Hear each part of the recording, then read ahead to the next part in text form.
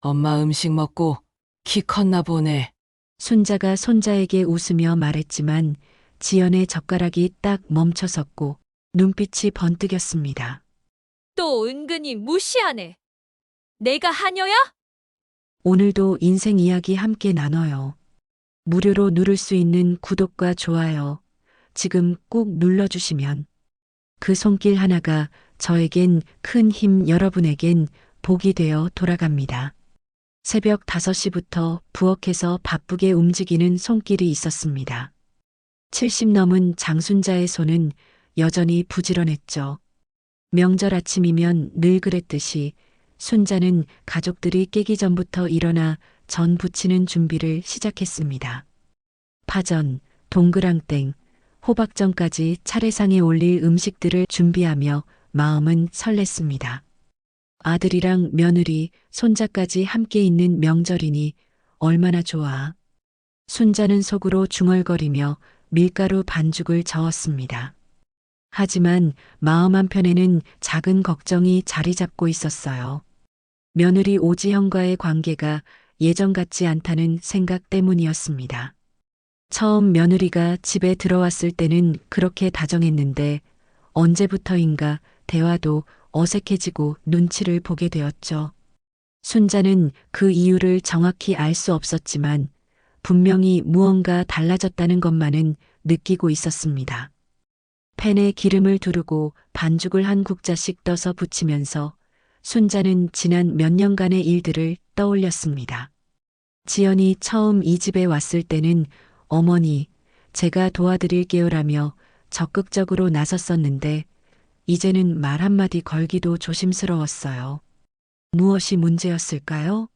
순자는 자신이 며느리에게 실수한 말이 있었나 곱씹어보곤 했지만 특별히 잘못한 기억은 없었습니다. 아침 7시쯤 거실에서 텔레비전 소리가 들렸습니다. 아들 이준호가 일어나서 뉴스를 틀어놓은 모양이었어요. 순자는 살짝 미소를 지으며 부엌에서 준호야, 커피 타줄까? 하고 물었습니다. 괜찮아요, 엄마. 제가 할게요. 준호의 대답은 차가웠습니다. 예전 같으면 엄마가 타주는 커피가 제일 맛있어 하며 웃었을 텐데 요즘은 그런 정겨운 대화도 사라졌어요. 순자는 아쉬움을 삼키며 다시 전 부치기에 집중했습니다. 준호는 거실 소파에 앉아 뉴스를 보면서도 시선은 계속 스마트폰 화면에 머물러 있었어요. 명절 아침인데도 일에서 완전히 벗어나지 못하는 듯 했습니다. 1시간쯤 지나자 며느리 지연이 나타났습니다. 잠옷 차림에 머리를 대충 묶고 나온 지연의 표정은 영 좋지 않아 보였어요. 인사도 없이 냉장고 문을 열어 물을 마시는 모습을 보며 순자는 조심스럽게 말을 걸었습니다. 힘들지? 어젯밤 늦게 잤나 보네. 커피 한잔 할까? 괜찮아요. 지연의 대답은 시큰둥했습니다. 순자는 괜스레 미안한 마음이 들었어요. 며느리가 피곤해하는데 명절 음식 준비를 혼자 하고 있다는 생각이 들었거든요. 사실 순자는 지연이 도와주기를 기대했지만 직접적으로 부탁하기에는 눈치가 보였습니다. 그럼 전 부치는 거 도와줄래? 둘이 하면 금방 끝날 텐데. 순자의 제안에 지연은 잠깐 망설이다가 고개를 끄덕였습니다. 하지만 그 표정에는 여전히 불편함이 서려 있었어요. 마치 의무감으로 하는 것 같은 느낌이었죠. 두 사람은 나란히 서서 전을 부치기 시작했지만 대화는 거의 없었습니다. 가끔 기름 좀 더 둘까요? 불 좀 줄여주세요 정도의 필요한 말만 주고받을 뿐이었어요. 순자는 지연의 손놀림을 유심히 지켜보았습니다. 처음 며느리가 되었을 때보다 훨씬 능숙해진 모습이었어요. 그런데도 왜 이렇게 어색할까요? 순자는 대화를 시도해보고 싶었지만 지연의 굳은 표정 때문에 선뜻 말을 꺼내기 어려웠습니다. 그때 10살 손자 태민이 거실로 나왔습니다. 아침부터 스마트폰을 손에 쥐고 게임에 빠져 있는 모습을 본 순자는 안타까웠어요. 예전에는 할머니가 음식하는 모습을 신기해하며 곁에서 지켜보곤 했는데 이제는 전혀 관심을 보이지 않았습니다. 우리 태민이 할머니가 전 부쳐주는 거 보고 싶지 않아? 맛있게 부쳐줄게. 하지만 태민은 화면에서 눈을 떼지 않고 대답했습니다. 나중에요, 할머니. 지금 게임 중이에요. 친구들이랑 같이 하는 거라 못 그만둬요. 순자는 쓸쓸한 미소를 지었습니다. 요즘 아이들은 모두 그런가 보다고 생각했지만 마음 한편으로는 서운했어요. 명절인데도 가족과 함께하는 시간보다 게임이 더 중요한 것 같았거든요. 점심시간이 다가오자 순자는 용기를 내어 며느리에게 말을 걸어보았습니다. 분위기를 좀 풀어보고 싶었어요. 명절 음식은 역시 손맛이 중요하지. 예전 우리 시어머니께서도 그렇게 말씀하셨는데 지연이 전 부치는 솜씨가 많이 늘었네. 순자는 며느리를 칭찬하면서 웃으며 말했지만 지연의 반응은 예상과 달랐어요. 요즘은 배달 음식도 손맛이 좋던데요. 굳이 이렇게 힘들게 안 해도 될 것 같은데. 지연의 말에는 날카로운 기운이 섞여 있었습니다. 순자는 당황했어요. 며느리를 칭찬하려던 말이 오히려 비꼬는 듯한 대답을 들으니 마음이 상했거든요. 혹시 자신이 잘못 말한 건 아닐까 하는 생각이 들었습니다. 그래도 집에서 만든 음식이 더 정성스럽지 않을까? 가족들이 좋아하잖아. 순자는 목소리를 낮추며 다시 말해보았지만 지연은 더 이상 대답하지 않았습니다. 그저 입술을 꾹 다물고 전 뒤집기에만 집중할 뿐이었어요. 부엌에는 지글지글 기름 끓는 소리만 계속 들렸습니다. 거실에서는 여전히 준호가 텔레비전만 보고 있었고 태미는 스마트폰 게임에 몰두해 있었습니다. 부엌에서는 순자와 지연이 어색한 침묵 속에서 명절 음식을 준비하고 있었죠. 가족이 모여 있지만 각자 따로 있는 것 같은 기분이었습니다. 순자는 속으로 한숨을 쉬었습니다. 내가 며느리 눈치를 보게 될 줄이야. 명절이 명절 같지 않네. 마음속으로는 예전처럼 화기애애한 명절을 보내고 싶었지만 현실은 그렇지 않았어요. 무언가 크게 잘못되지는 않았지만 작은 균열들이 쌓여 큰 벽을 만들어가고 있는 것 같았습니다. 오후가 되자 온 가족이 식탁에 둘러앉았습니다. 순자가 정성스럽게 준비한 명절 음식들이 가득 차려진 상을 보며 순자는 뿌듯한 마음이 들었어요. 비록 며느리와의 관계가 어색하긴 했지만 그래도 가족이 함께 모여 식사하는 모습은 여전히 소중했거든요. 자, 모두들 많이 드세요. 오늘 아침부터 열심히 준비했어요. 순자는 밝은 목소리로 말하며 가족들의 그릇에 음식을 덜어주기 시작했습니다. 하지만 분위기는 여전히 무거웠어요. 준호는 스마트폰을 옆에 두고 계속 화면을 힐끔힐끔 쳐다보고 있었고 지연은 억지로 미소를 지으며 음식을 먹고 있었습니다. 할머니, 이거 맛있어요. 태민이 동그랑땡을 먹으며 말했습니다. 순자는 그 말에 환한 미소를 지었어요. 손자의 한마디가 그렇게 반가울 수가 없었거든요. 정말 우리 태민이가 좋아하니까 할머니가 더 기분이 좋네. 더 먹을래? 네, 주세요. 태민은 손을 내밀며 대답했습니다. 순자는 기쁜 마음으로 손자 그릇에 동그랑땡을 하나 더 올려주었어요. 그런데 그때였습니다. 순자는 무심코 한마디를 덧붙였죠. 엄마 음식 먹고 키 컸나 보네. 우리 태민이가 이렇게 잘 먹으니까 얼마나 예쁘냐. 순자는 손자를 사랑하는 마음에서 나온 말이었습니다. 하지만 그 순간 지연의 젓가락이 딱 멈춰섰어요. 지연의 눈빛이 번뜩였습니다. 지연은 속으로 생각했습니다. 엄마 음식이라고? 그럼 내가 매일 해주는 밥은 뭐가 되는 거지? 또 은근히 무시하네. 내가 하녀야? 지연의 얼굴에는 순간 화가 떠올랐지만 애써 참으려고 했어요. 하지만 마음속에서는 지금까지 쌓였던 불만들이 한꺼번에 올라오기 시작했습니다. 평소에도 시어머니가 은근히 자신을 무시한다고 느꼈는데 오늘 그 말은 정말 참기 어려웠어요. 순자는 지연의 변화된 표정을 눈치채지 못했습니다. 손자가 맛있게 먹는 모습만 보고 있었거든요. 태민아, 파전도 먹어봐. 할머니가 특별히 바삭하게 붙였어. 준호는 이런 분위기를 전혀 모르고 있었습니다. 오히려 회사에서 온 카톡 메시지에 정신이 팔려 있었어요. 명절인데도 업무는 계속 들어오고 있었거든요. 여보, 스마트폰 좀 그만 보고 식사해요. 지연이 준호에게 말했지만 목소리에는 짜증이 섞여 있었습니다. 지연은 이미 시어머니 때문에 기분이 상한 상태에서 남편마저 식사 시간에 딴짓을 하고 있으니 더욱 화가 났어요. 아, 미안. 중요한 메시지가 와서. 준호는 대충 대답하고는 다시 스마트폰을 만졌습니다. 지연은 그런 남편의 모습을 보며 한숨을 쉬었어요. 순자는 어색한 분위기를 풀어보려고 다시 말을 꺼냈습니다. 지연아, 너도 많이 먹어. 아침부터 고생했으니까 배고프지? 하지만 지연은 시큰둥하게 대답했습니다. 괜찮아요. 별로 안 고파요. 순자는 지연의 차가운 반응에 당황했습니다. 분명히 좋은 뜻으로 한 말인데 왜 이렇게 받아들이는 걸까요?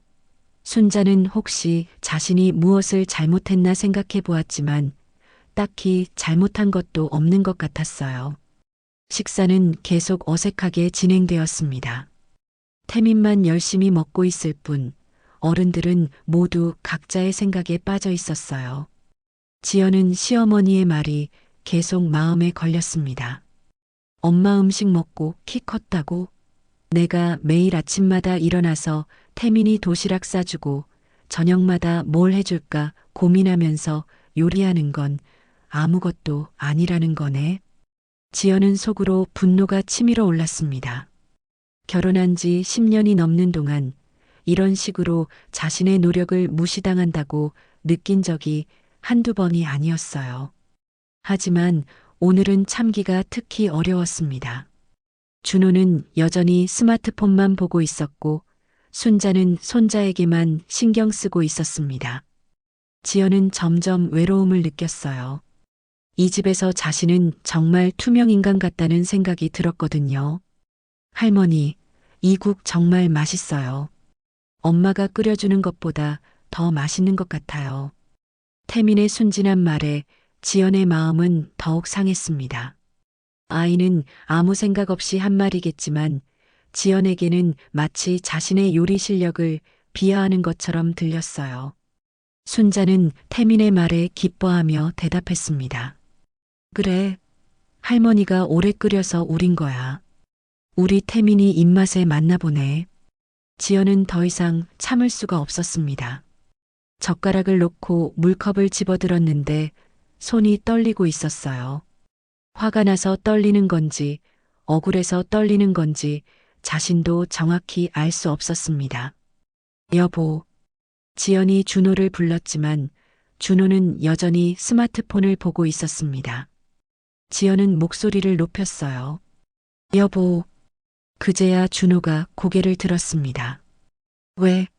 아무것도 아니에요. 지연은 실망스러운 표정으로 대답했습니다. 남편에게 무엇을 말해봤자 소용없다는 생각이 들었거든요. 준호는 항상 어머니 편이었고 자신의 마음은 이해하려고 하지 않았어요. 순자는 이상한 분위기를 느꼈지만 정확히 무엇이 문제인지 알 수 없었습니다.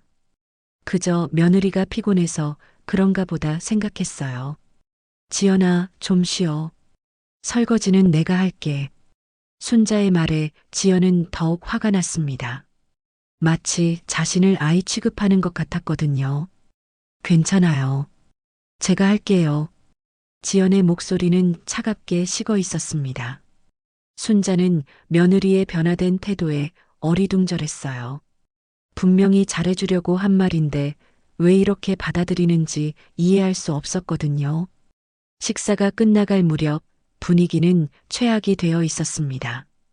지연은 마음속으로 폭발 직전이었고 순자는 혼란스러웠으며 준호는 상황을 전혀 파악하지 못하고 있었어요.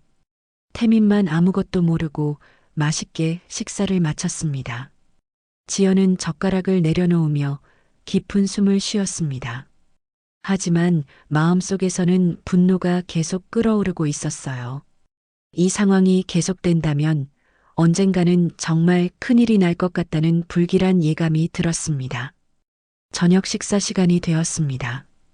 오후 내내 어색했던 분위기는 더욱 무거워져 있었어요.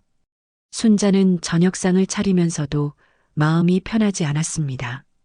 며느리 지연의 표정이 계속 굳어 있었고 아들 준호는 여전히 스마트폰에만 신경 쓰고 있었거든요. 자, 저녁 드세요.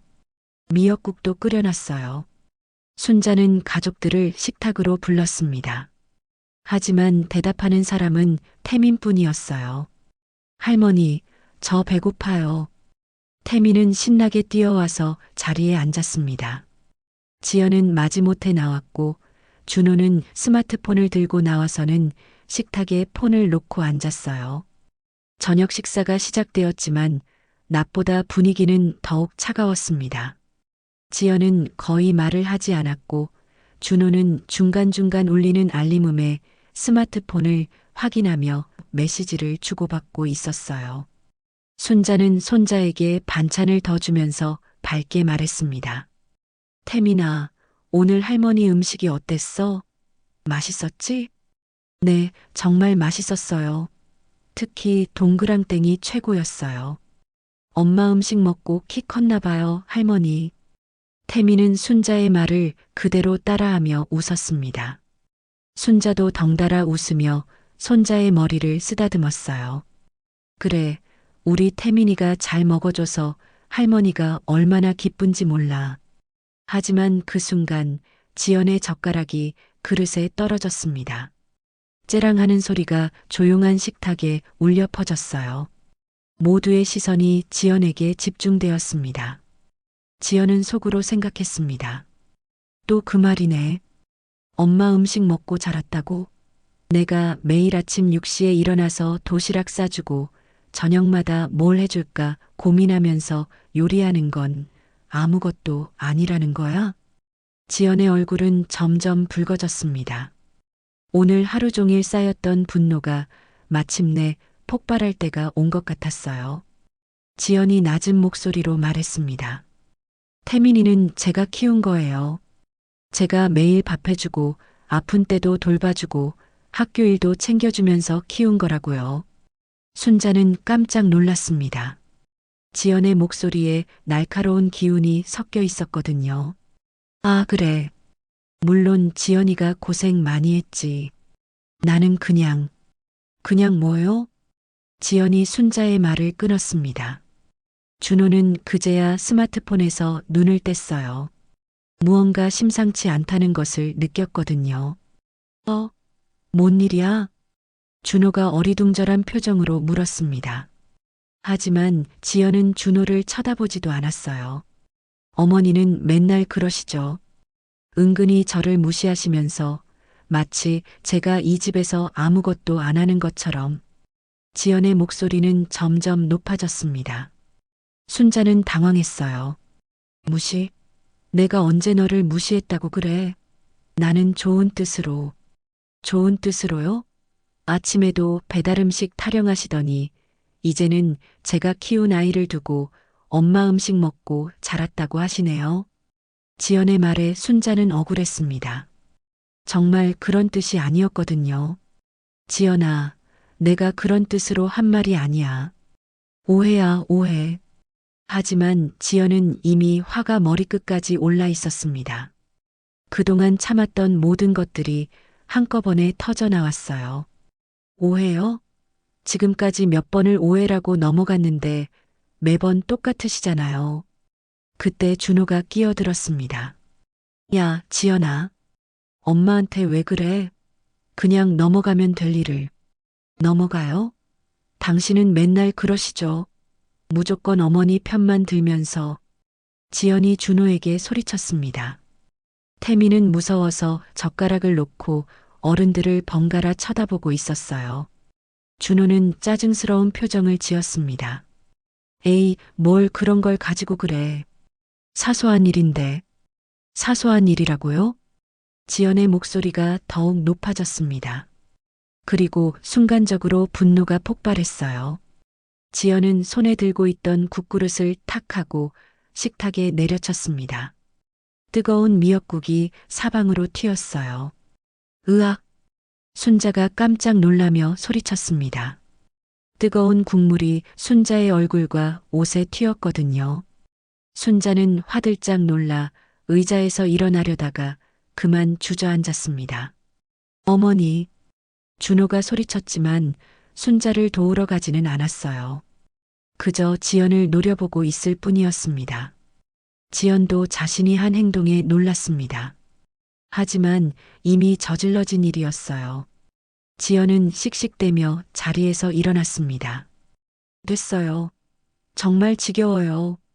지연은 그 말을 남기고 방으로 들어가 버렸습니다. 쾅 하는 문 닫는 소리가 집안을 울렸어요. 거실에는 정적이 흘렀습니다. 순자는 식탁 밑에 떨어진 국그릇 조각들을 보며 멍하니 앉아 있었어요. 얼굴에 묻은 국물을 닦지도 않은 채로요. 태미는 무서워서 울음을 터뜨릴 것 같았지만 꾹 참고 있었습니다. 순자는 떨리는 손으로 바닥에 엎질러진 국물을 닦기 시작했습니다. 국그릇 조각을 주우면서 눈물이 핑 돌았어요. 준호야. 순자가 아들을 불렀습니다. 목소리는 떨리고 있었어요. 너는 내 엄마가 이렇게 당했는데 아무 말도 안 하니? 하지만 준호는 순자를 쳐다보지도 않았습니다. 대신 리모컨을 집어들고 텔레비전을 켰어요. 갑자기 거실에 드라마 소리가 울려 퍼졌습니다. 순자는 믿을 수 없었습니다. 자신이 며느리에게 뜨거운 국물을 맞았는데 아들이 그것을 못 본 척하고 있다니요. 준호야, 엄마 말 안 들려? 순자의 목소리에는 서운함이 가득했습니다. 하지만 준호는 여전히 텔레비전 화면만 보고 있었어요. 엄마가 먼저 말을 자극적으로 했잖아. 준호가 드디어 입을 열었습니다. 하지만 순자가 듣고 싶었던 말이 아니었어요. 요즘 며느리들 다 예민해. 그냥 넘어가는 게 좋아. 순자는 아들의 말에 더욱 상처를 받았습니다. 자신이 잘못했다는 뜻인가요? 내가 뭘 잘못했다고. 순자의 목소리는 점점 작아졌습니다. 눈물이 뚝뚝 떨어지기 시작했어요. 준호는 텔레비전 볼륨을 더 높였습니다. 마치 어머니의 말을 듣고 싶지 않다는 듯이요. 태미는 무서워서 자기 방으로 들어가 버렸습니다.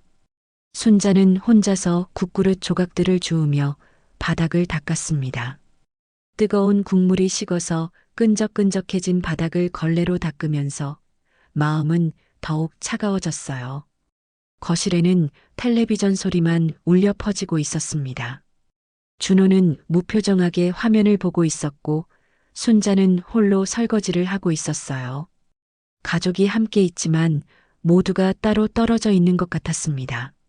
순자는 설거지를 하면서 생각했습니다. 내가 정말 잘못한 건가? 아니면 이 집에서 내가 설 자리가 없어진 건가? 그날 밤 순자는 잠을 이루지 못했습니다. 계속해서 저녁 식사 때의 일이 머릿속을 맴돌았어요. 뜨거운 국물이 얼굴에 튀던 순간 아들이 자신을 외면하던 모습, 며느리의 차갑던 눈빛까지 모든 것이 생생했습니다. 새벽이 되어서야 겨우 잠이 들었지만 아침 일찍 눈이 떠졌어요. 다음 날 아침 집안 분위기는 여전히 얼어붙어 있었습니다. 지연은 방에서 나오지 않았고 준호는 일찍 외출한다며 서둘러 나가버렸어요. 태민도 어제 일이 무서웠는지 할머니 곁에 오지 않았습니다. 순자는 혼자서 아침 식사를 준비했지만 먹을 사람이 없으니 김이 빠졌어요. 결국 간단히 죽만 끓여서 혼자 먹었습니다. 집이 이렇게 조용한 것이 언제 이후인지 기억도 나지 않았어요. 점심즈음 되어서 순자는 집에 혼자 있는 것이 답답해서 시장에 나가기로 했습니다. 냉장고에 있는 것들로도 충분했지만 답답한 마음을 달래고 싶었거든요. 가벼운 외출복을 입고 장바구니를 들고 나섰습니다. 시장에 도착하자 평소와 다른 분위기가 느껴졌어요. 여러 아주머니들이 모여서 수군거리고 있었는데 순자가 나타나자 갑자기 조용해졌습니다. 순자는 이상하다는 생각이 들었지만 별 신경 쓰지 않고 야채 가게로 향했어요. 어머니, 오늘은 뭐 사실 거예요? 야채 가게 사장이 평소보다 어색하게 인사했습니다. 순자는 대파와 양파를 골라서 사려고 했어요. 대파 좀 주세요. 신선한 걸로요. 네, 알겠습니다. 사장은 대파를 포장해 주면서 힐끔힐끔 순자를 쳐다봤어요. 그런데 그때 옆에서 다른 손님들이 수군거리는 소리가 들렸습니다. 어제 집에서 무슨 일 있었다면서요? 며느리가 시어머니한테 국그릇을 던졌다던데. 에이, 정말이요? 요즘 젊은 애들이 어른 공경할 줄을 모르네요. 순자는 깜짝 놀랐습니다. 어떻게 어제 있었던 일을 남들이 알고 있는 걸까요? 순자는 급히 계산을 마치고 그 자리를 벗어났어요. 하지만 다른 가게에서도 마찬가지였습니다. 생선 가게 앞을 지나가는데 아주머니들이 또 수군거리고 있었어요. 국그릇이 시어머니 얼굴에 튀었다면서? 아이고, 그럼 화상 입은 거 아니에요? 요즘 며느리들 정말 무섭다니까. 순자는 점점 무서워졌습니다. 도대체 누가 이런 이야기를 퍼뜨린 걸까요? 순자는 서둘러 집으로 돌아왔어요. 집에 도착하자마자 현관에서 스마트폰 알림음이 계속 울리고 있었습니다. 순자는 스마트폰을 잘 다루지 못했지만 이상해서 화면을 켜봤어요. 카톡 메시지가 수십 개씩 와 있었습니다. 조카 민수에게서 온 메시지를 확인해 보니 충격적인 내용이었어요. 고모, 이거 우리 집 맞죠? 동네 단톡방에 영상이 올라왔는데. 순자는 손이 떨렸습니다. 조카가 보내온 동영상을 재생해 보니 어제 저녁 식사 장면이 그대로 담겨 있었어요. 지연이 국그릇을 식탁에 내려치면서 국물이 튀는 장면, 순자가 놀라서 주저앉는 모습까지 선명하게 녹화되어 있었습니다. 이게 어떻게? 순자는 멍하니 화면을 쳐다봤습니다. 그제야 생각이 났어요. 몇 달 전에 아들이 방범용으로 설치했던 CCTV가 있었거든요. 거실 모든 곳이 다 보이는 위치에 설치되어 있었는데 평소에는 존재감도 없어서 깜빡했었어요. 조카에게서 또 메시지가 왔습니다. 고모, 이 영상이 동네 부녀의 단톡방에도 퍼졌대요. 어떻게 된 거예요? 순자는 어떻게 대답해야 할지 몰랐습니다. 더욱 충격적인 것은 영상 아래 달린 댓글들이었어요. 요즘 며느리들 정말 무섭네요. 시어머니한테 어떻게 저럴 수 있어요? 우리 동네에 저런 집이 있다니 무서워요. 저 며느리 누구예요? 아는 사람 있나요?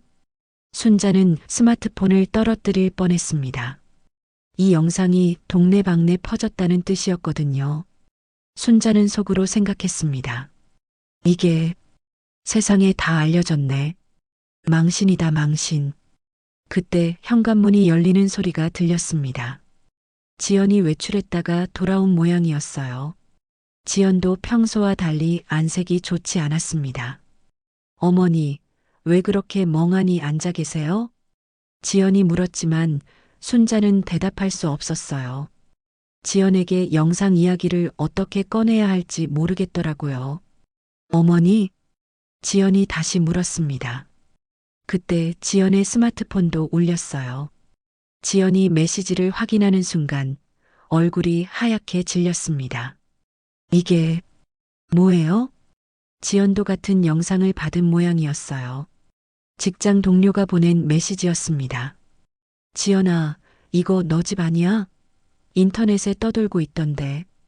지연은 영상을 보더니 순자를 쳐다봤습니다.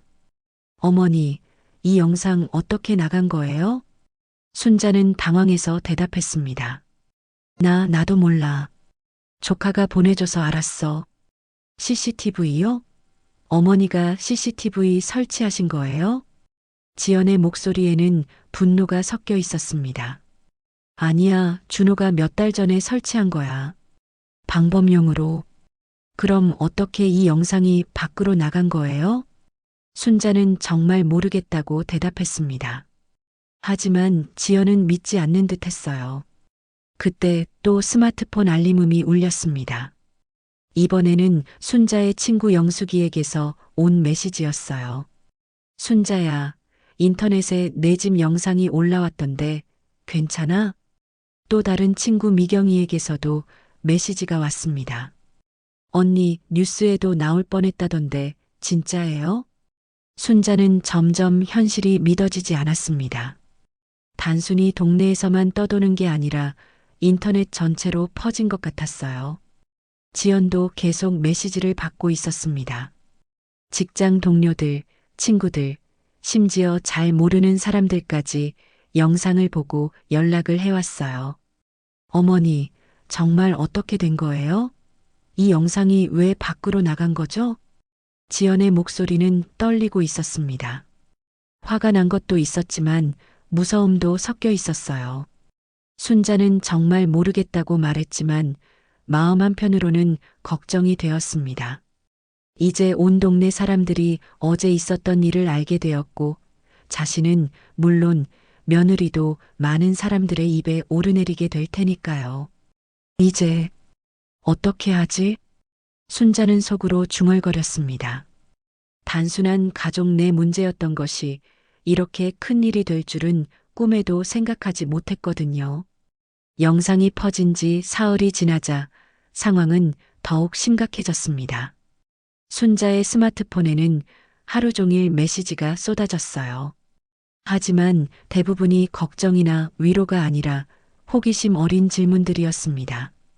순자 언니, 며느리가 정말 그렇게 했어요? 어머, 무서워라. 요즘 젊은 애들이 어른을 뭘로 보는 거야? 화상은 안 입었어요? 병원은 갔어요? 순자는 이런 메시지들을 받을 때마다 마음이 무거워졌어요. 사람들이 걱정해 주는 건지 아니면 그냥 구경거리로 보는 건지 알 수가 없었거든요. 더욱 충격적인 것은 가까운 사람들의 반응이었습니다. 평소 자주 연락하던 친척들이 하나둘씩 연락을 끊기 시작했어요. 사촌 언니 정숙이는 아예 전화를 받지 않았고 조카 며느리는 요즘 바빠서라며 만날 약속을 취소했습니다. 왜 이렇게 되는 거지? 순자는 속으로 한숨을 쉬었습니다. 자신이 피해자인데 오히려 사람들이 피하는 것 같았어요. 마치 자신이 문제를 일으킨 사람처럼 취급받는 기분이었습니다. 그날 오후 지연이 회사에서 일찍 돌아왔습니다. 평소보다 훨씬 이른 시간이었어요. 지연의 얼굴은 창백했고 눈이 빨갛게 부어 있었습니다. 어머니, 지연이 순자를 불렀습니다. 목소리에는 분노와 절망이 섞여 있었어요. 이 영상 때문에 회사에서 징계위원회에 회부됐어요. 순자는 깜짝 놀랐습니다. 징계위원회라니 그게 무슨... 회사 사람들이 다 봤어요. 인사팀장이 저를 불러서 회사 이미지에 좋지 않다고 가정 문제가 이렇게 공개되면 곤란하다고 하더라고요. 지연의 목소리는 떨리고 있었습니다. 그래서 뭐라고 했는데? 일단 대기 발령이에요. 사건이 정리될 때까지 출근하지 말라고 했어요. 순자는 말문이 막혔습니다. 며느리가 회사에서 문제가 생겼다니 이런 일까지 벌어질 줄은 상상도 못했어요. 지연아, 그럼 월급은? 당분간 못 받죠. 어쩌면 아예 잘릴 수도 있어요. 지연은 소파에 주저앉으며 머리를 감쌌습니다. 어머니, 도대체 이 영상이 어떻게 나간 거예요? 누가 유출한 거냐고요? 지연의 목소리가 높아졌습니다. 순자는 정말 모른다고 대답할 수밖에 없었어요. 나도 정말 몰라. 아마 해킹당한 건 아닐까? 해킹이요? 어머니, CCTV 비밀번호 누가 알고 있어요? 순자는 생각해 봤습니다. 준호가 설치할 때 비밀번호를 알려줬는데 그걸 다른 사람이 알 리는 없었어요. 그때 현관문이 열렸습니다. 준호가 들어왔는데 얼굴이 일그러져 있었어요. 아, 정말 미치겠네. 준호는 가방을 바닥에 던지며 말했습니다. 회사에서도 난리 났어. 다들 우리 집 영상 봤다고 수군거리고. 지연이 벌떡 일어났습니다. 여보, 이게 다 뭐예요? 도대체 이 영상이 어떻게 나간 거냐고요. 나도 몰라. 준호가 소리쳤습니다. CCTV 업체에 문의해 봤는데 해킹당할 가능성은 거의 없다고 하더라. 집안에서 누군가 유출했을 가능성이 높다고. 지연이 순자를 쳐다봤습니다. 어머니, 정말 모르세요? 순자는 억울했습니다. 내가 그런 거 할 줄도 모르는데 뭘 어떻게 해. 나는 정말 몰라.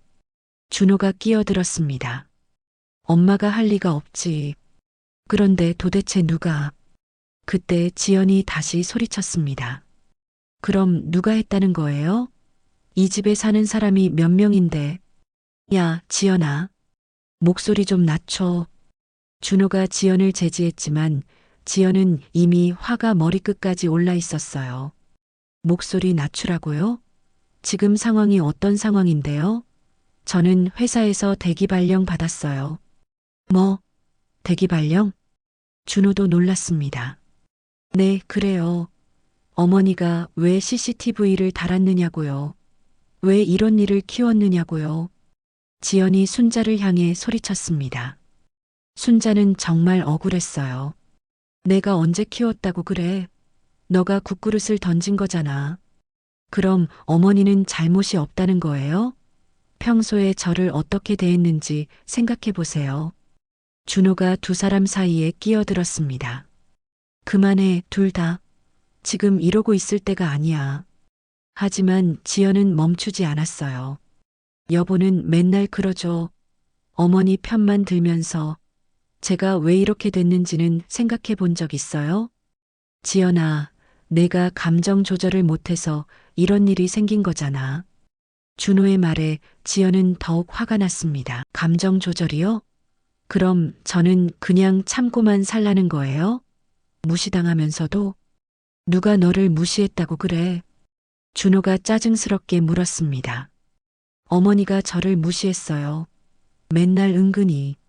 순자가 벌떡 일어났습니다. 내가 언제 너를 무시했다고 그래? 좋게 좋게 지내려고 했는데. 좋게요? 제가 하는 일은 다 무시하면서요? 세 사람의 목소리가 점점 높아졌습니다. 태미는 무서워서 자기 방에 숨어 있었어요. 그만해. 준호가 소리쳤습니다. 엄마, 그냥 넘어갔으면 될 일을 왜 이렇게 키웠어? 순자는 아들의 말에 충격을 받았습니다. 내가 뭘 키웠다고? 영상이 나간 것도 결국 엄마 때문이잖아. 왜 CCTV를 달았어? 그건 내가 달자고 했잖아. 그래도 이런 일이 생긴 건 엄마가. 순자는 더 이상 들을 수 없었습니다. 자신이 피해자인데 오히려 가해자 취급을 받고 있었어요. 알았어. 다 내 잘못이야. 다 내가 나빠. 순자는 눈물을 글썽이며 말했습니다. 그럼 이제 어떻게 하면 되겠니? 지연이 차갑게 대답했습니다. 저희 따로 살게요. 더 이상 못 참겠어요. 뭐라고? 준호가 놀랐습니다. 저도 한계예요. 이 집에서는 더 이상 못 살겠어요. 그날 밤 순자는 가방을 쌌습니다. 작은 여행 가방에 며칠 쓸 옷까지만 넣었어요. 한 장의 쪽지를 식탁 위에 남겼습니다. 며칠 쉬러 갑니다. 걱정하지 마세요. 순자는 조용히 집을 나섰습니다. 뒤돌아보지 않았어요. 이제 이 집에서 자신의 자리는 없다는 생각이 들었거든요. 순자가 집을 나간 지 사흘이 지났습니다. 처음에는 며칠 쉬러 간다고 했으니 금방 돌아올 줄 알았는데 연락도 없고 행방도 묘연했어요. 준호는 점점 초조해졌습니다. 엄마가 어디 간 거야? 준호는 지연에게 물었지만 지연도 모른다고 했어요. 사실 지연도 마음 한편으로는 걱정이 되었지만 여전히 화가 풀리지 않은 상태였습니다. 어머니께서 알아서 계실 거예요. 지연의 대답은 여전히 차가웠습니다. 하지만 태미는 할머니가 없어서 많이 외로워했어요. 엄마, 할머니 언제 와요? 할머니가 해주신 동그랑땡 먹고 싶어요. 태민의 말에 지연은 마음이 복잡했습니다. 아이는 할머니를 그리워하는데 어른들은 서로 등을 돌리고 있었거든요. 그날 오후 지연은 순자의 방을 정리하기로 했습니다. 며칠째 비어있는 방을 보니 마음이 무거웠어요. 옷장을 정리하다가 서랍 깊숙한 곳에서 검은색 작은 상자를 발견했습니다. 이게 뭐지? 지연이 상자를 꺼내보니 CCTV 녹화기 본체였어요. 준호가 설치한 메인 녹화기와는 다른 작은 별도의 저장 장치였습니다. 이런 게 왜 여기에? 지연은 호기심이 생겨서 녹화기를 거실로 가져왔습니다. 텔레비전에 연결해서 저장된 영상들을 확인해 보기로 했어요. 화면에 파일 목록이 나타났습니다. 날짜별로 정리되어 있었는데 놀랍게도 몇 년 전부터의 영상들이 저장되어 있었어요. 이게 이렇게 오래된 영상까지? 지연은 최근 영상부터 확인해 보기 시작했습니다. 그런데 곧 충격적인 장면들을 발견했어요. 지난 명절 때 자신이 순자에게 짜증을 내는 모습, 큰 소리로 말하는 장면들이 고스란히 담겨 있었습니다. 더 과거 영상을 확인해 보니 더욱 놀라운 장면들이 나왔어요. 작년 추석 때 지연이 순자에게 요즘 시대에 그런 건 안 해도 돼요라며 차갑게 말하는 모습, 순자가 만든 음식을 짜다고 불평하는 장면, 심지어 순자가 없을 때 준호에게 어머니가 너무 간섭이 심해라고 불만을 토로하는 모습까지 모두 녹화되어 있었습니다. 이렇게까지? 지연은 점점 얼굴이 하얗게 질렸어요. 자신이 지난 몇 년간 얼마나 시어머니에게 차갑게 대했는지가 객관적으로 보이니까요. 더욱 충격적인 것은 순자의 모습이었습니다. 지연이 차갑게 대할 때마다 순자는 아무 말 없이 참고 있었어요. 혼자 설거지를 하면서 한숨 쉬는 모습, 지연이 불평한 음식을 몰래 다시 간을 맞춰서 내오는 모습, 준호에게 며느리 흉을 보지 말라고 조용히 말하는 장면까지 모두 담겨 있었습니다. 지연은 특히 한 장면에서 멈춰섰습니다. 작년 겨울 자신이 감기에 걸렸을 때의 영상이었어요. 순자가 몰래 약국에 가서 감기약을 사오고 따뜻한 죽을 끓여서 지연의 방 앞에 놓고 가는 모습이 담겨 있었습니다. 그때 지연은 순자가 해준 죽인 줄도 모르고 먹었었어요. 어머니가 이런 일까지? 지연의 눈에 눈물이 맺혔습니다. 자신은 시어머니가 자기를 무시한다고 생각했는데 오히려 순자는 며느리를 위해 조용히 많은 일들을 해주고 있었던 거예요. 영상을 더 보니 순자가 혼자 중얼거리는 장면들도 나왔습니다. 지연이가 나를 싫어하나? 내가 뭘 잘못했을까? 며느리 비위 맞추기가 이렇게 어려운 줄 몰랐네. 그래도 우리 가족인데 잘해보자. 순자가 혼자서 고민하고 노력하는 모습들이 고스란히 담겨 있었어요. 지연은 자신이 얼마나 큰 오해를 하고 있었는지 깨달았습니다. 그때 현관문이 열렸습니다. 준호가 퇴근해서 들어온 모양이었어요. 지연아, 뭐해? 준호가 거실로 들어오더니 텔레비전 화면을 봤습니다. 이게 뭐야? CCTV 영상? 여보, 이거 봐요.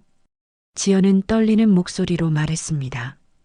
어머니 방에서 찾았는데 몇 년간의 영상이 다 저장되어 있어요. 준호도 의자에 앉아서 영상을 보기 시작했습니다.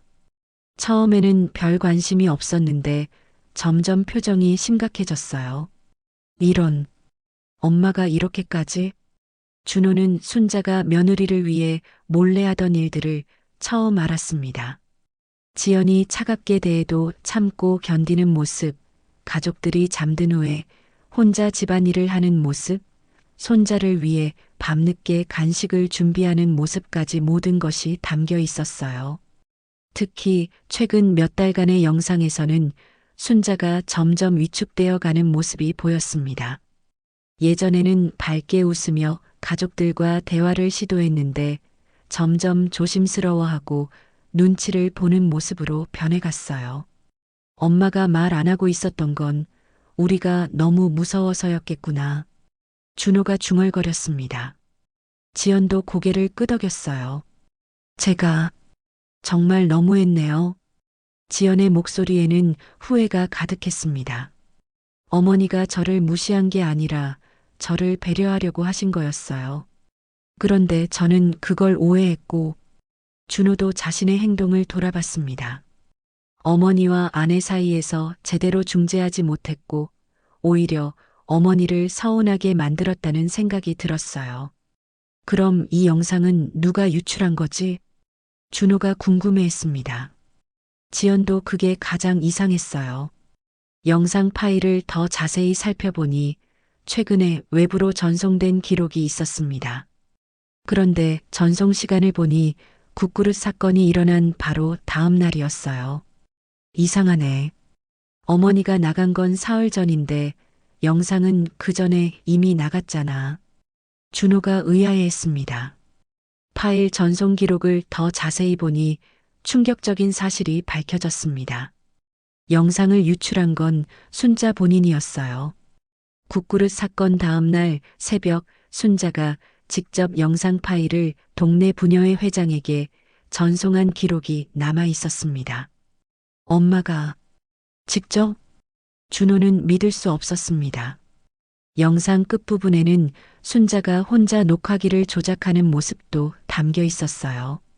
순자가 영상을 선별해서 국그릇 사건 부분만 따로 저장하고 스마트폰으로 전송하는 모습까지 모두 녹화되어 있었습니다. 어머니가 왜? 지연은 이해할 수 없었습니다. 순자가 왜 자신에게 불리한 영상을 직접 유출했을까요? 그때 태민이 학교에서 돌아왔습니다. 엄마, 아빠, 할머니는 언제 와요? 태민의 물음에 두 사람은 대답할 수 없었어요. 이제 순자를 찾아서 직접 물어봐야겠다는 생각이 들었습니다. 영상의 진실을 알게 된 후 지연과 준호의 일상은 완전히 달라졌습니다. 지연은 회사에서 대기 발령을 받은 상태에서 더욱 곤란한 상황에 처했어요. 동료들이 보내는 시선이 차갑게 느껴졌고 SNS에서는 국그릇 사건 며느리라는 키워드로 실시간 검색어에 올라 있었습니다. 지연 씨, 이런 일로 회사 이미지가 타격을 받고 있어요. 인사팀장이 지연을 불러서 말했습니다. 인터넷에 영상이 계속 돌고 있고 고객들이 우려를 표하고 있습니다. 회사로서는 어쩔 수 없는 조치를 취해야 할 것 같습니다.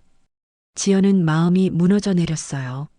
몇 년간 열심히 다닌 회사에서 이런 식으로 쫓겨날 위기에 처했거든요. 팀장님, 제가 사과문을 올리고 개인적으로 해결하겠습니다. 기회를 한 번만 더 주세요. 하지만 인사팀장의 대답은 차가웠습니다. 이미 임원진에서 결정된 사항입니다. 다음 주까지 사직서를 제출해 주세요. 지연은 집에 돌아와서 준호에게 말했습니다.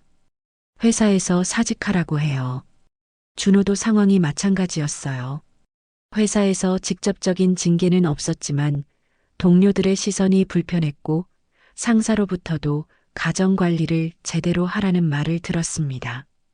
우리 집안 어르신들이 나한테 연락해서 뭐라고 그러는지 알아? 준호가 지연에게 말했습니다. 큰아버지가 전화해서 내가 어머니를 어떻게 키웠길래 며느리가 저런 행동을 하느냐고 하더라. 작은 고모도 우리 가문에 먹칠했다고 화내시고. 지연은 답답했어요.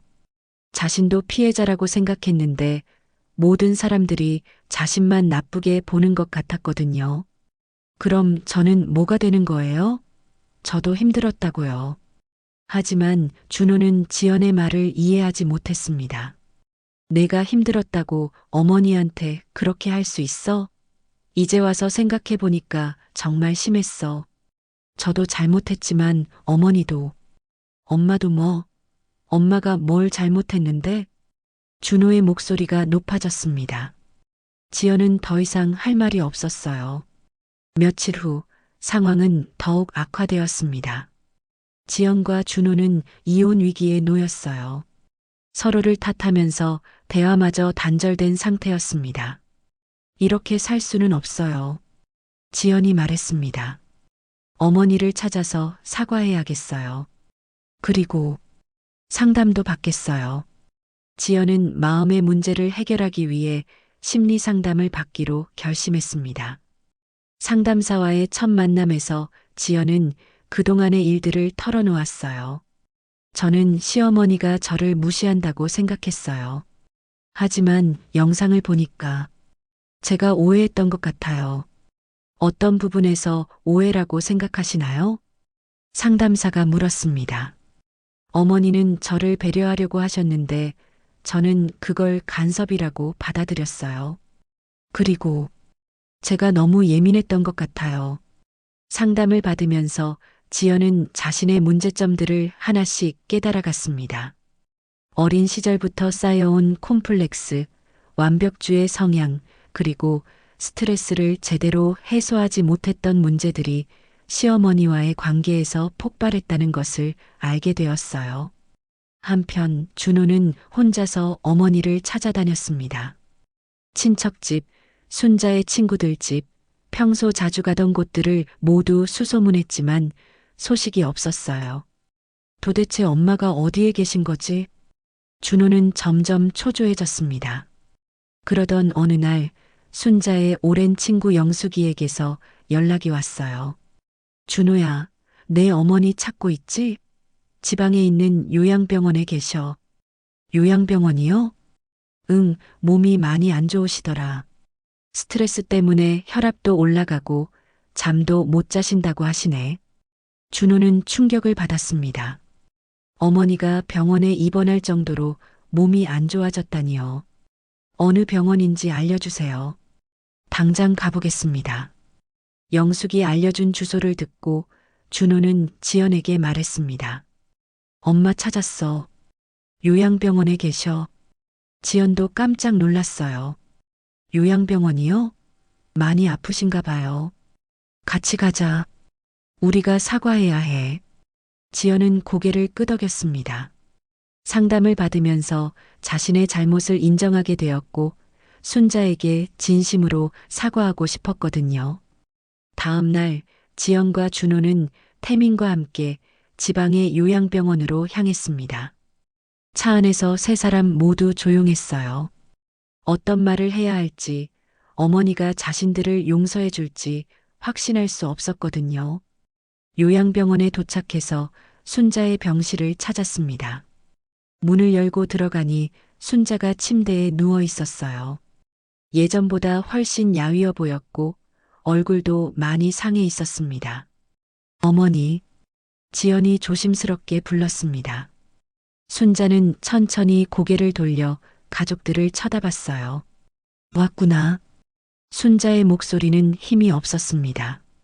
할머니, 태민이 달려가서 순자의 손을 잡았어요. 할머니, 많이 아파요? 순자는 손자를 보며 간신히 미소를 지었습니다. 괜찮다, 우리 태민아. 지연은 용기를 내어 순자 곁으로 다가갔습니다. 어머니, 정말 죄송해요. 지연의 목소리는 떨리고 있었어요. 제가 정말 잘못했어요. 그날 국그릇을, 어머니한테 그런 행동을 정말 죄송합니다. 순자는 지연을 조용히 바라봤습니다. 미안하다는 말은 그날에 했었어야지. 순자의 말에는 깊은 상처가 느껴졌어요. 어머니, 저희가 영상을 봤어요. 어머니가 저희를 위해 얼마나 많은 일을 해주셨는지 알았어요. 준호가 말했습니다.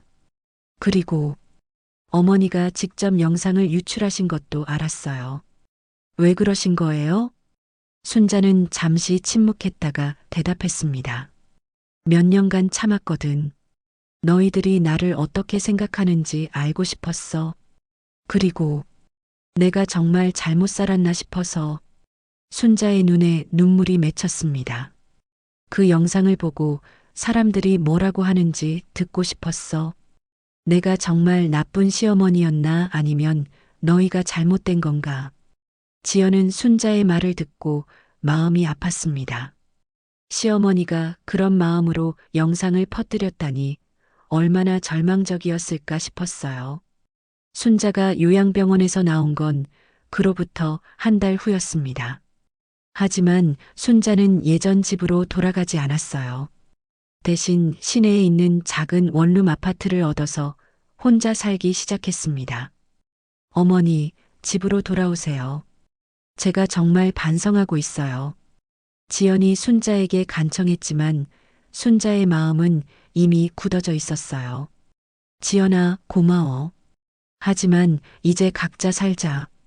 그게 서로한테 좋을 것 같아. 순자의 목소리에는 더 이상 원망이나 분노가 없었습니다. 오히려 평온해 보였어요. 엄마, 혼자 계시면 어떻게 해요? 건강도 안 좋으신데. 준호도 걱정했지만 순자는 흔들리지 않았습니다. 괜찮다.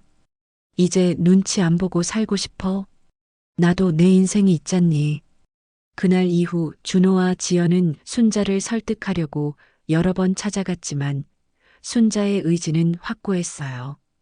다만 한 가지 조건이 있었습니다. 태민이는 주말에 할머니한테 오너라. 할머니가 맛있는 거 해줄게. 순자는 손자만큼은 포기할 수 없었어요.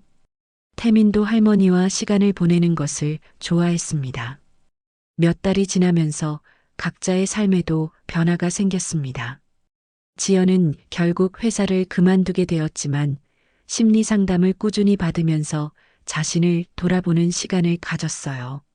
상담사의 도움으로 어린 시절부터 쌓여온 감정들을 정리하고 분노를 조절하는 방법을 배워갔습니다.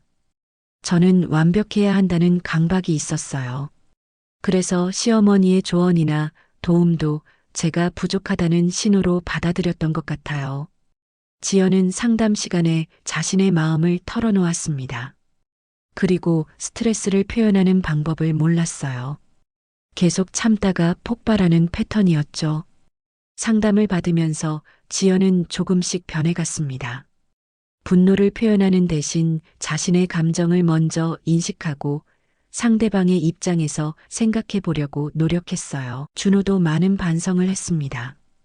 어머니와 아내 사이에서 중재 역할을 제대로 하지 못했다는 것을 깨달았거든요. 엄마를 보호해야 한다는 생각만 했지 지연이의 마음은 이해하려고 하지 않았어. 준호는 지연에게 사과했습니다. 미안해. 내가 둘 사이를 더 잘 조율했어야 했는데 오히려 문제를 키웠네. 지연과 준호는 부부 상담도 받기 시작했습니다.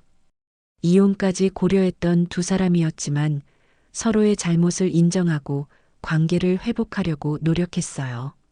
한편 순자는 혼자 사는 삶에 점점 적응해 갔습니다. 작은 아파트였지만 자신만의 공간이 있다는 것이 편안했어요. 아침에 일어나서 누구 눈치도 보지 않고 좋아하는 차를 마시고 하고 싶은 요리를 하며 지낼 수 있었습니다. 이렇게 사는 것도 나쁘지 않네. 순자는 혼자 중얼거리며 웃었습니다. 처음에는 외로웠지만 시간이 지나면서 자유로움을 느끼게 되었어요. 순자의 일상에서 가장 소중한 시간은 손자 태민과 보내는 주말이었습니다. 금요일 저녁이면 태민이 할머니 집에 와서 일요일까지 함께 지냈어요. 할머니, 동그랑땡 만들어주세요. 태민이 조르면 순자는 기꺼이 만들어줬습니다. 손자와 함께 있는 시간만큼은 정말 행복했어요. 태민아, 할머니랑 엄마 아빠랑 따로 사는 거 어때? 순자가 물어보면 태미는 진지하게 대답했습니다. 처음에는 이상했는데 이제는 괜찮아요. 할머니도 편해 보이시고 엄마 아빠도 예전보다 안 싸워요. 태민의 말에 순자는 안도했습니다. 아이에게 상처를 주지 않았다는 것이 다행이었어요. 시간이 지나면서 온라인에서 떠돌던 영상도 점차 잊혀져 갔습니다. 새로운 이슈들이 생기면서 사람들의 관심도 다른 곳으로 옮겨갔어요. 하지만 그 일이 남긴 교훈들은 각자의 마음속에 깊이 새겨져 있었습니다. 지연은 새로운 일자리를 찾아서 작은 회사에 취직했습니다. 예전보다 급여는 적었지만 일과 가정의 균형을 맞출 수 있는 곳이었어요. 상담을 통해 배운 것들을 실생활에 적용하면서 조금씩 성장해 갔습니다. 어느 날 지연은 순자에게 편지를 썼습니다. 어머니께 그동안 제가 얼마나 철없었는지 돌아보게 됩니다. 어머니의 사랑을 사랑으로 받아들이지 못하고 간섭으로만 생각했던 제가 부끄럽습니다. 지금은 상담을 받으면서 제 자신을 변화시키려고 노력하고 있습니다. 언젠가 어머니께 진정으로 용서받을 수 있는 며느리가 되겠습니다. 순자는 편지를 읽으며 조용히 눈물을 흘렸습니다. 며느리가 변하려고 노력한다는 것이 기뻤지만 이미 너무 많은 상처를 받은 후였어요. 1년이 지난 어느 일요일 저녁, 순자는 태민을 데려다 주러 준호네 집에 갔습니다. 오랜만에 방문한 집은 예전과 많이 달라 보였어요. 어머니, 들어오세요. 지연이 조심스럽게 인사했습니다. 예전의 경직된 모습은 사라지고 훨씬 자연스러워 보였어요. 괜찮다. 태민이만 데려다 주고 갈게. 순자는 짧게 대답했습니다. 어머니, 잠깐만요. 지연이 부엌에서 무언가를 가져왔습니다. 순자가 예전에 좋아하던 차였어요. 이거 드시고 가세요. 제가 직접 우린 거예요. 순자는 잠깐 망설이다가 차를 받았습니다. 한 모금 마셔보니 예전에 자신이 우려준 차 맛과 비슷했어요. 맛있네. 순자가 말하자 지연의 얼굴에 작은 미소가 떠올랐습니다. 어머니께 배운 대로 우렸어요. 짧은 대화였지만 두 사람 사이에 흐르던 차가운 기운이 조금 누그러진 것 같았어요. 순자는 집을 나서면서 속으로 생각했습니다. 나를 모욕했던 건 가족이었지만 존엄은 내가 지켰구나. 순자의 얼굴에는 평온한 미소가 떠올랐습니다. 비록 가족과 떨어져 살게 되었지만 자신의 자존심과 존엄은 지켜낸 것 같았어요. 그리고 그 과정에서 가족들도 각자 성장할 수 있는 기회를 얻었다는 생각이 들었습니다. 작은 아파트로 돌아가는 길, 순자는 하늘을 올려다봤습니다. 별들이 반짝이고 있었어요. 혼자 걷는 길이었지만 외롭지 않았습니다. 이제 진정한 자신의 삶을 살고 있다는 확신이 있었거든요. 이 영상이 누군가의 마음을 어루만질 수 있도록 구독과 좋아요로 힘을 보태주세요. 댓글로 따뜻한 이야기 함께 나눠요.